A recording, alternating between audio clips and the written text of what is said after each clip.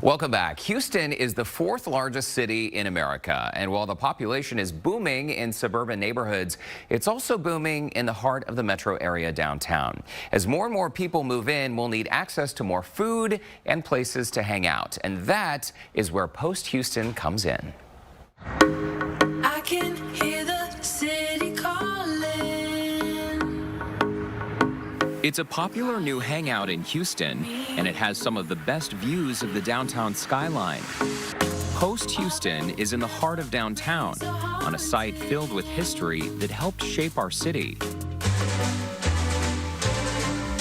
In the early 1900s, it was home to Houston's Grand Central Station, which had replaced a previous, smaller train depot.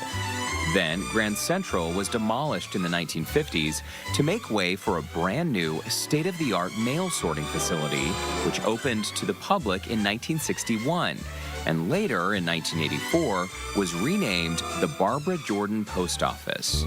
Named after the first African-American woman to be elected to the Texas State Senate and the first African-American woman from the South to serve in Congress, Barbara Jordan was passionate about civil rights and public service. The post office in her name was decommissioned and sold to a developer, Lovett Commercial, in 2015. Project manager Kirby Liu knew from the beginning this building was special. When we started this project in 2016, 2017, we had always thought of it as something that was going to bring something completely new to the city and experimental. And I guess you can tell from the way the building is configured right now, we're still figuring it out. We're still learning. What we imagined Post to be eventually is a place to meet people, to go see exhibits, eat, work, and have fun. A lot of developers would have come in, knocked the building down, and started from scratch. There's a lot of history on this property. Absolutely. Basically, nobody thought of preserving the original structure. People just couldn't really figure out how to use it. They don't build structures like this anymore because this building was built at the height of the Cold War, so it's built like a tank. I mean, that's why we're able to have this giant rooftop park on it with trees and everything like that. It's just because it's such a robust structure, and we just don't build buildings like that anymore for economic reasons.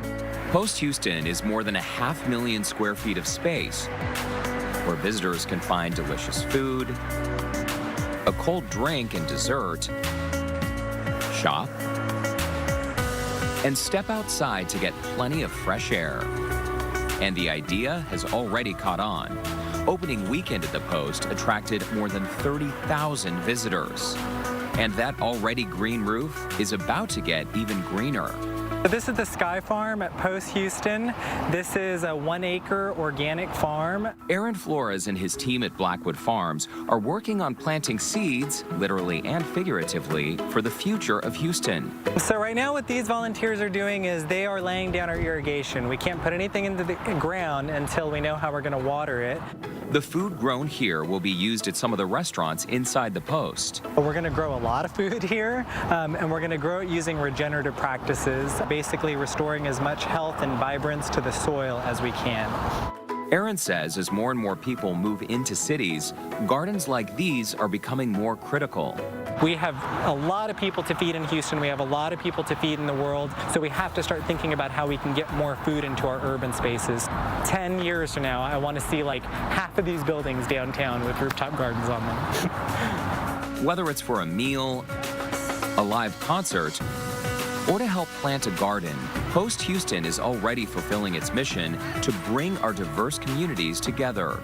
The city is getting more and more dense, especially in the inner city, and so there needs to be more and more public space to spread out, to socialize. I think Post is like our modern town square. It is going to be Houston's town square for the 21st century, for the 22nd century. It is a gathering space for all of Houston, and it's this great equalizing space. Whenever we come in here, then it doesn't matter whether we come from the suburbs or from the city, we can share an experience together, and I think the Post really gives us that opportunity.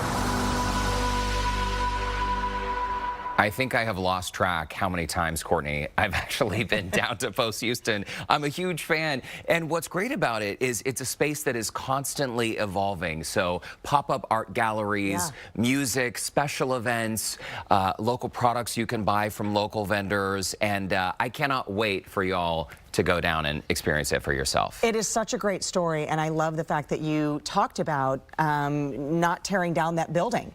Preserving that space is lovely. By the way, that iconic stairwell in there, Yeah. you're going to see that in an episode of Top Chef, so pay attention. That's right, but our lips are sealed. We can't say too much. I will have a link to this story later today on my KPRC Facebook page and on our website, HoustonLife.tv. Great story, by the way, and I love that rooftop garden, getting all the details Isn't it beautiful? on that. Lovely.